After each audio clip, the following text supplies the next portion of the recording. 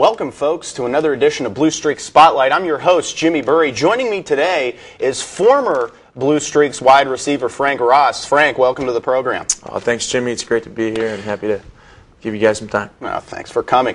The first question is, you've been a student here for 5 years. This is your fifth year. You're a fifth-year senior. You're still taking classes now.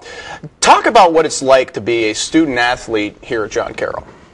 It's something that people at other schools don't really go through. I've experienced this just talking with my high school teammates that are now playing Division I schools and other Division III schools. John Carroll's a special place. You have to be a special kind of person to balance your time and your thoughts and where you dedicate and allocate your energies. Being a fifth-year senior, I'm in grad school now. It's kind of been a different year and has been a little bit easier as far as putting more time towards football. But definitely crunching hours in the library in your undergrad years. Really have to be responsible with how you allocate your time. Let's go to the gridiron now. Probably a bit more fun for you. You are the leading. You have the most receptions in John Carroll history. You got that record this year. Was there any thought in your mind that you wanted to get that yardage record also, because you were only about 200 yards away from that? Going into this year, the thought had crossed my mind, something that, it would be nice to have. On the other hand, I don't really play for things like that. The way our season went, we became a rushing football team, and my role had changed a little bit as it had been in the past, from throwing the ball 30 and 40 times a game. Sometimes we'd throw the ball maybe only 10 times a game. Receiving yards, something that's for a style player like me, working against linebackers in the slot, 5-10 yard catches at most. Really not a huge deal that I didn't accomplish, but would have been nice to have. I'm still really proud of the receptions record and the opportunity I had just to make plays in general in clutch situations for John Carroll in the last couple of years. Now, you mentioned that John Carroll became to be sort of a running style team, and you were actually utilized as a running back a little bit. You've also been utilized, obviously, as a wide receiver. That was your position for the last 5 years. You were a quarterback in high school, so you were utilized by Coach Scaife to throw the ball as well a little bit. In addition to that, you've been the punt returner and kick returner. What is it about you that makes you so dynamic? Dynamic's a funny word, I guess. It's hard to vision myself as a dynamic, deep threat kind of a guy. Most likely, I would, if I had to say the reason why it's been so successful in all the different positions, is the way I study the game and the way I go about practice and my efficient ways of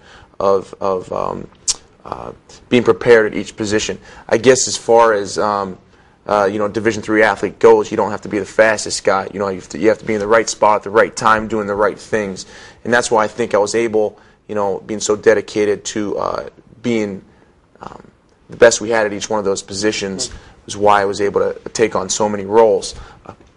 As far as being a quarterback and then jumping over to wideout, it's kind of a natural transition, and I think that coaching Coach Arth, Coach Dosiato, all the different offensive coordinators that we've had have really helped me excel in knowing where I have to be on every single snap. So it wasn't really that difficult. It was kind of something that happened naturally, and really thankful that I got to play all those different roles. It's kind of helpful that you do have a quarterback's mentality as a wide receiver, too. Absolutely. Talk about your emotion in the last game. It was against Baldwin Wallace, the last game of the season, last game of your career. You were in the backfield during the victory formation. What was it like when Devin O'Brien took that knee and time expired and ended your career here as a Blue Streak? I instantly started crying. I was in a 2-point stance with my hands on my knees, and I put my hand in the air. But after that, I was pretty emotional. I knew it was coming to a close, and unlike last year, it was tears of joy to end the season, and it was very, very, very memorable. One of the best memories of my entire life. I can't describe enough at how much emotion I had running through my body at that very second when he took that last knee. It was awesome. It was probably mixed because you guys won the game, but also was the end to a great career. Absolutely, yourself. It was all mixed into one. Absolutely. Mm-hmm. Now, you are a guy that's very talented, and with your talents, you probably could have gone to a bigger school, maybe Division II or a small Division I school. What was it about John Carroll that made you so attracted to it? And what's the biggest misconception about a Division III athlete? Well, that's a good question. Everybody coming out of high school says, I want to play for Ohio State. I want to play for, these big USC, these big Texas schools. That's a goal of a lot of young athletes, and I understand that. I was in that same boat. I wanted to play at a family school that everybody went to. For my family, Youngstown State, Division I school where I'm from. But I found John Carroll. My sister went here, and it really has turned out for the best for me. People don't understand that just because you might not be as big, fast, or strong, that you can't excel at another school that's a little bit smaller. You actually have to be a different kind of person and a more special person. I really think that and believe from the bottom of my heart that Division III athletics has made me who I am today, and continue to shape my future with the foundation core that I've developed here at Carroll. You cannot be just handed everything at Division III school athletically, and you have to work harder for things like that sometimes. And I really believe that if you come to a place a Division III college has to offer, you can become something pretty special for the university as well as for your own future. Remember, London Fletcher and Pierre Garçon, two Division III athletes, not only two Division III athletes, but two OAC players as well, very much like yourself, Frank. I want you to talk a little bit about the season as a whole. You guys started 1-3. You played three pretty good teams, but you finished the season at 5-5. Can you assess the season from that 1-3 start to the end when you guys finished 500? Sure. I think that an outside view, an opinion of our team may have been something that you did play some teams in the top 25 at the beginning of the season. Also to come into consideration something like you lost so many seniors on the offensive line, you lost a quarterback from last year. Well, it was really a matter of from transitioning from week 1 to week 3 and 4, that was mistakes and penalties and turning the ball over.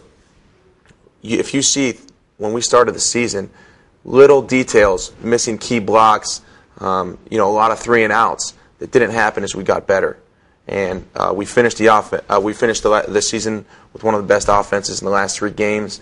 It was a specific goal we had in mind, and you can really see the growth we had from week 1 to 10. It was a season that really was disappointing in the beginning. But the thing is, we worked the same with the same desire, determination from week 1 to week 10. So I really do believe that if we would have eliminated those turnovers and penalties in the beginning of the season, might have a different record sitting here. When the season's all said and through. Frank, your college career has come to an end, but I'm going to pose you this question, and you could have a little fun with it. If you could have one more game at any position, it could be wide receiver, it could be kicker, defensive back, anywhere, where would you play and why? That's a tough question. I would instantly, through my heart's desire, to say that I'm a quarterback. Mm-hmm. Reason being, I came here as a quarterback out of high school. I loved the challenge of having to know where every single person is on the entire football field at the beginning of each snap. So a lot is riding on your shoulders. I like that kind of pressure. I love to follow in the steps of Tom Arth, who's a coach now, and obviously has every record here at Carroll. And to get under center for one last game, one last snap, make some plays happen, and get a victory for the Streaks is kind of the guy with the ball in his hands every play would be something special. It's probably something I'd like to do. Yeah. So we have you on the record as saying you'd rather be a quarterback than one of those safeties that kind of pounded you year after year, correct? Yeah, I would rather be a quarterback. All right. Well, I took a lot of hits, but Yeah. Well, you were a quarterback in high school, but absolutely. Well, Frank, thank you very much for the interview. I appreciate it. Congratulations on such a great career here at John Carroll. That will be it for us here. For Blue Streak Spotlight, I'm Jimmy Burry saying goodbye. Have a good day, folks.